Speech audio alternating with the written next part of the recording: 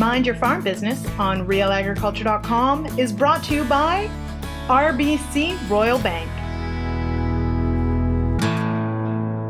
Welcome to the Mind Your Farm Business podcast brought to you by RBC Royal Bank. I'm Sean Haney, founder of RealAgriculture.com and host of Real Ag Radio on Rural Radio 147. You can find more episodes of this podcast by going to MindYourFarmBusiness.com. Today's topic on the Mind Your Farm Business podcast is all about farm business succession. All of you know that this is such a difficult process that involves many factors involving emotion, money, and legacy. This complicated equation of succession can end in tragic fashion if you ignore best practices and follow the illusion that somehow, some way, your farm is different. Today we're going to talk to speaker and author Tom Deans. Tom travels across the continent assisting entrepreneurs and steering through the succession process. Tom believes that all options should be on the table, and there are common practices that should be avoided at all costs. I have had the fortunate experience of spending time with Tom and hearing his great message to audiences. He is one of the top speakers on business succession, so I know you are going to find our conversation today valuable. Let's proceed and get minding our farm business.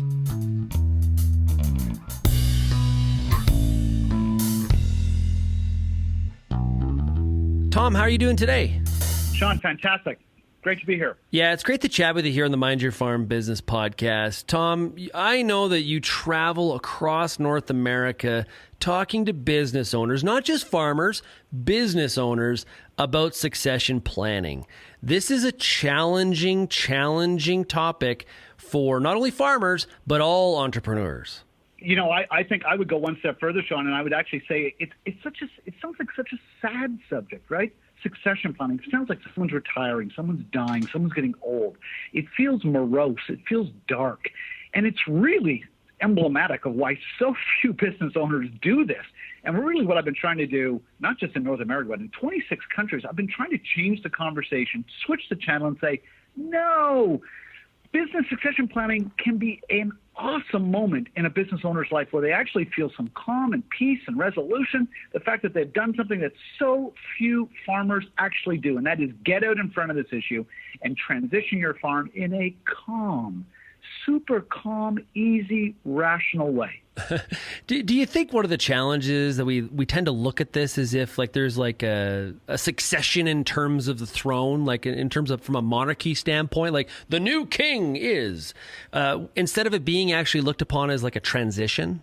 Oh, absolutely. And I would say of all the industries, from car dealers to funeral directors, I mean, you name it, the industry that I've spoken to, nothing is more complex and emotional than farming.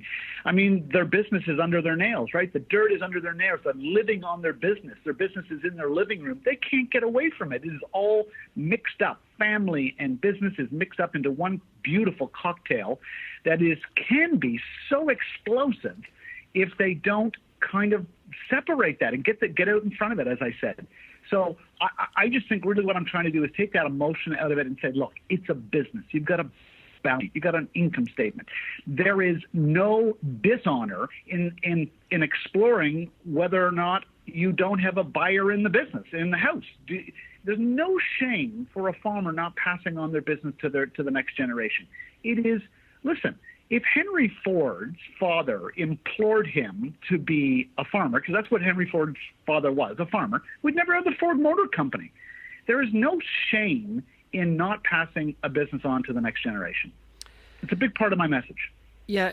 Do you think a lot of that feeling from the farmer's perspective is the legacy component and the emotional tie to the land and the livestock and just the historical nature of the whole family farming operation? Oh, 100%. In farming more than any other industry, no question. That sense that if we don't pass this on to the next generation, the whole community will look at us as a failed family farm. And what I try to say is, are you kidding me? I mean, passing a business on to a reluctant next gen, a reluctant next gen who's got passions who lie somewhere else. Maybe they want to be a dentist. I don't know, play professional hockey. It doesn't matter. One of the great gifts that we can give which is way more important than what our neighbors think of us, is that gift to go off and explore and be the people we were meant to be with the freedom and the approval of our parents. Those are extraordinary gifts. Yeah, but Tom, we also see situations where somebody does want to farm. They have the capacity to do so. They want to be in the business. They may even be tragically like 55 years old and still kind of sitting there waiting on the sidelines to be actually a true partner in the operation. What about those scenarios where people just can't seem to allow that next generation to become part of the business? I love it. It's a really great point that you raised. So the first thing I've talked about was just what I just said, which is it's crazy to pass on a business, a farming operation, to someone who's reluctant. The flip side is what happens when you've got someone, as you said, who is super keen, super ready, prepared, and yet they have a parent now in their 70s, 80s, 90s, and they're in their 40s, 50s, 60s waiting for their parents to finally have the conversation around how those shares are going to transition. I mean, that's equally tragic when silence continues to destroy that family from the inside out. So part of my call to action is, the 12 questions in my book, that's all it's trying to do is start a conversation to find out whether or not you have a real, authentic buyer in the house, a family member who loves that business enough to risk their own capital to buy it at full market value. That's it. Okay, let's actually talk about some of those calls to action and starting that conversation. But you just said something that really, really caught my attention. At full market value? How is that possible? Well, by starting the conversation early and having it often. So if you said, there's an old expression, right? You can eat a cow one burger at a time. So when you say to someone in their 50s, okay, Larry, you need to cough up $40 million now and buy the farm, all in one swoop. Like, of course you can't do that. But when families start to have this conversation early and test the waters around the question of ownership, when they say to an 18-year-old young farmer, listen, do you want to take some of your compensation and return it back to me in exchange for some shares?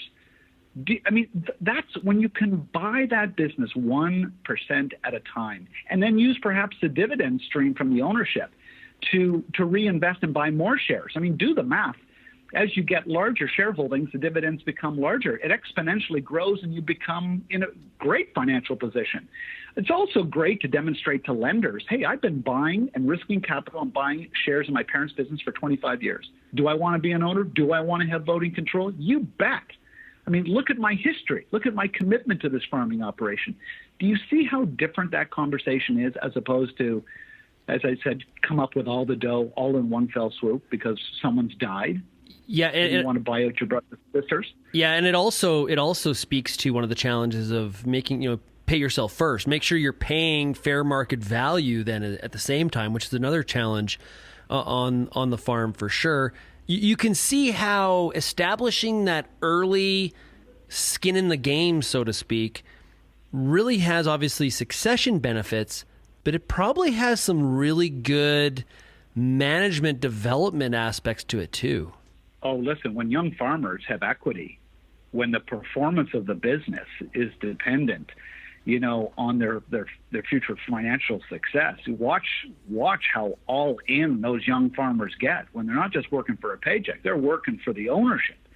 Bang on. We're going to create a different class of professional young farmer, one that thinks and acts like an owner, as opposed to the farmer who's sitting waiting for their parent to die because they're left with the impression that that's the only time and place and condition under which ownership will change hands. Think of how twisted that is, where young farmers who clearly love their parents and really truly appreciate the opportunity they've been given by their parents, and yet they know that the only way that they can fully mature as a business owner is to wait for their parents to die. Do you see the conflict in that? It's a little bit morbid. It's not exactly how I think most younger generation people want to look at their parents from that aspect. I don't think they do. And I think the conundrum is they don't know how to start the conversation with their parents, because to do so, it kind of looks like they're grabbing for something before maybe they're due to receive the ownership. And parents don't know how to open up the conversation because they feel like they're going to open up a can of worms and create all sorts of tension between brothers and sisters. In fact, the opposite is true. It's the silence that grinds on the family relationship, particularly between siblings. Child on the farm, child off the farm, child off the farm believes that child on the farm is going to get the farm for free. They're going to get screwed over. That's what they're thinking because the family's not talking about it. So they're making assumptions. And in many cases, those assumptions are incorrect, but that's what people do when they're left wallowing in the silence around how those shares will transition. Yeah, and if there's a younger generation that's been on the farm and they've been going through all these different production years, and it's made very clearly that one day they want to take over the farm, and if they get to the age of 50 and the older generation is still using the excuse, I just don't think they're ready. Well, whose fault is that? that we got a training problem then. Oh, absolutely. The reality is the senior generation often thinks that when they relinquish control of the voting shares, when they relinquish control of the farm, that they somehow have to stop working, that they have to stop farming. But you see what they're doing? They're mixing up employment income from ownership. There's many cases, and I've seen it, where there's really fantastic communication in the family, where the senior generation actually sells their shares slowly but surely. Control shifts to the next generation in a timely, non-chaotic way. And the senior generation keeps hopping on the tractor and still working as a farmer because they love it. It doesn't mean they have to stop working. So this, of course, happens in reverse. In the junior generation, a lot of people think, I'm just going to have to keep working until, as I said, someone dies. And often the senior generation is paying below market wages to the junior generation. And of course, and you've heard it, and I've seen it. I've seen it firsthand. When someone finally gathers the courage to complain about their below market wages to their parent, you know what they hear from their parents? Relax, take a deep breath, don't worry. One day all this will be yours. And you see what just happened there? They mixed up equity with employment income. They're two separate things. They're two separate things, and they get mixed up. Only do they get mixed up in family businesses. I mean, if the listeners to this podcast all quit their farming jobs and went and worked for Cola, they wouldn't walk through the doors of Coca-Cola and think they own the joint. They're trading their time for money. That's employment income. But on the farm, oh no, we're trading our time for employment income and some maybe future consideration of ownership, but we don't really know how much that's worth or when it's going to go down. And you see how emotionally fraught these farming operations can become, especially when parents live into their 80s and 90s? Yeah, well, that time isn't necessarily like you're not waiting out like a year. It could be 3 decades. That's the craziness of it. And, of course, layered on top of that is this just staggeringly alarming figure that half of all farmers over the age of 18 don't have a will. So in many cases where there have been verbal promises, that and $2 will get you a cup of coffee. If you're the next generation owner and there's nothing on paper and your parents die and you got 2 brothers and sisters off the farm, guess what? The laws of Alberta, Manitoba, BC, wherever you're farming, they have a formula for chopping up that farm along with the canoe and the barbecue. And guess what? You're farming with your brothers and sisters. And guess what they want really quickly when the last parent dies? I'll give you a hint. It rhymes with funny. Yeah, and it's not humorous. And it's not. And the kids off the farm want the cash. Where cash come from, right? We all know that farmers are asset rich and cash flow poor. So what do they got to do? They got to have a distress sale on the real estate to pay off their brothers and sisters. I mean, this movie is getting old. It's so old. I mean, the really smart families are understanding that unless they get out in front of this and work with a good advisor and have good conversations and write their wills and share their documents and have good governance inside the family and bring transparency to the family finances, it's going to go down the same old way it's always gone down. And it's troubling. It's really sad to watch it happen. Conversely, and this is seldom reported, there are families that are working and having annual family meetings and having lots of conversations, and but we're not reading about it. Who wants to read the story about the family farm that all the members of the family on the farm and off the farm meet together and they really work on the communication. They really bring open dialogue to how the farm will trend. Who wants to read that story? That's just boring. We want to sip on our coffee and nibble on our toast and read about the tragedy in the communities, about how this family is litigating and fighting and lawyering up, and it's got to end. It's just got to end. We'll get right back to my conversation with Tom Deans, but first, a word from our sponsor. This episode of Mind Your Farm Business is brought to you by RBC Royal Bank. In many farm families, the older generation is thinking about life after farming, while the younger generation is excited for the future and poised to take the reins. Our people have the expertise to help all parties prepare for succession and put their plans in motion. Your farm's legacy and its future is too important to leave to chance. Go to rbc.com/agriculture to find an ag specialist near you. Yeah, Tom, in some of these deals, the lawyer or the accountant, they're the ones that win, because it can be so easy to drag this whole thing out.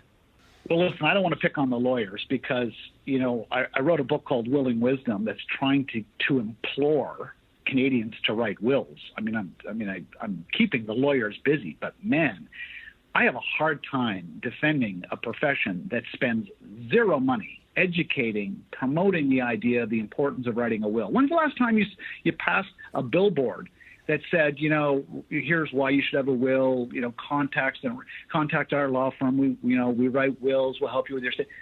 They've just walked away from it. They've just walked away from estate planning. You drive by billboards and see, personal injury ads all the time, but nothing for estate planning. And it's so disheartening. The cynic in me would say that maybe lawyers are making way more money litigating, winding families up, fighting each other over estates than they do writing $500,000, $2,000 wills. That'd be a really cynical observation. To avoid some of these tragic moments that you've seen, I've seen, experienced, and what a lot of our audience is probably very familiar with, how do you have a recommendation on how off-farm family members should be dealt with? And because I just think that issue, that dynamic, is really one of the dynamics that really can throw it into a tailspin if not handled properly. What is your feelings on it? I've seen family farming operations who have annual family meetings, and in those family meetings, they transition. They actually make living gifts of cash. They can be modest, but nevertheless, they don't hoard their wealth to the very end and then die at age 88 and then transition $30 million, $3 million to the kids. They actually start to transition very, very modest sums to all the kids, equal amounts, with lots of transparency. And then they go and they do one more thing.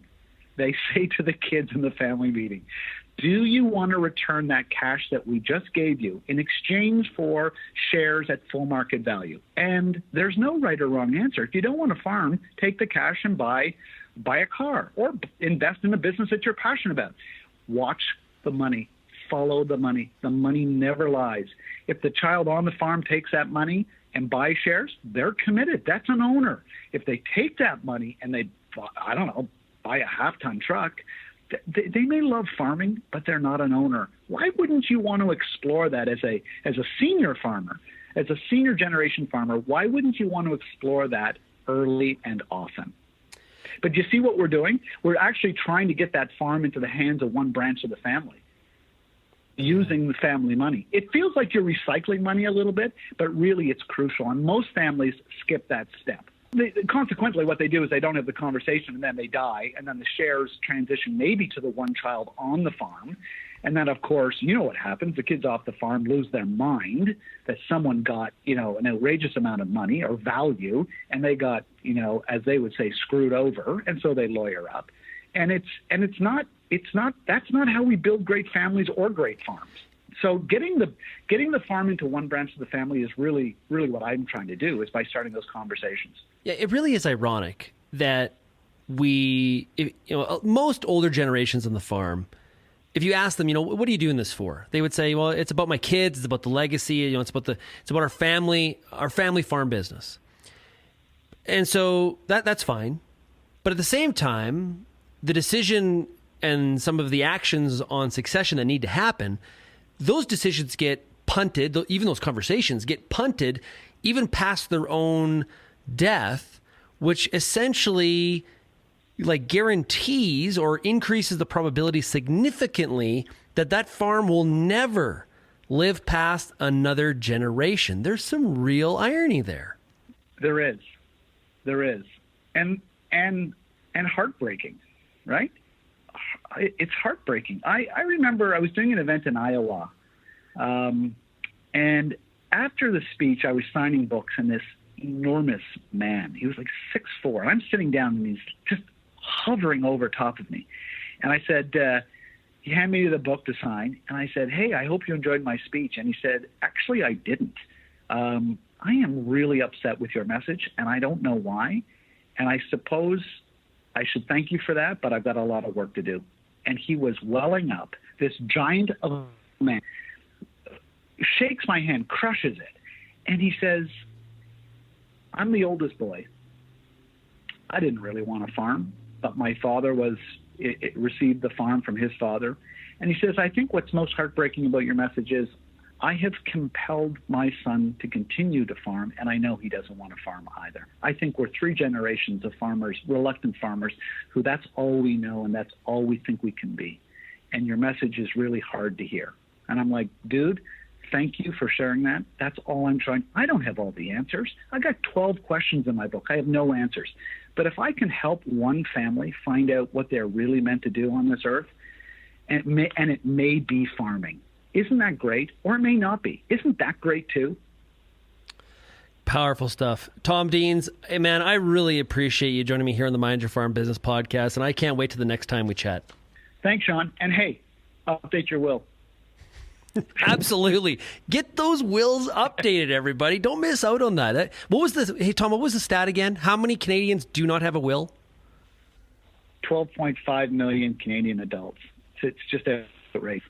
Think about the value of those assets that are up for grabs that could end up in the hands of somebody that you don't intend to have those assets. Crazy stuff. Tom, thanks a lot. Sean, my pleasure. No matter who you talk to about succession planning, if you don't approach the challenge properly, you're going to end up with no farm, no land, broken dreams, and a legacy that ends tragically. Be a good statistic. Be a family farm business that succeeds in succession by listening to some of the things that Tom Deans just told us. I particularly like the idea of making young people have skin in the game, so to speak, earlier instead of when they just turn 50. I hope you enjoyed today's discussion. If you have any feedback, please email me at shaney@realagriculture.com or call the Real Ag listener line at 855-776-6147. I would love to hear your stories, comments, or questions on this topic of building and executing a successful succession plan. What has worked for you and what has not? You can find more episodes of Mind Your Farm Business at mindyourfarmbusiness.com. Thanks to RBC Royal Bank, and until next time, keep on minding your farm business.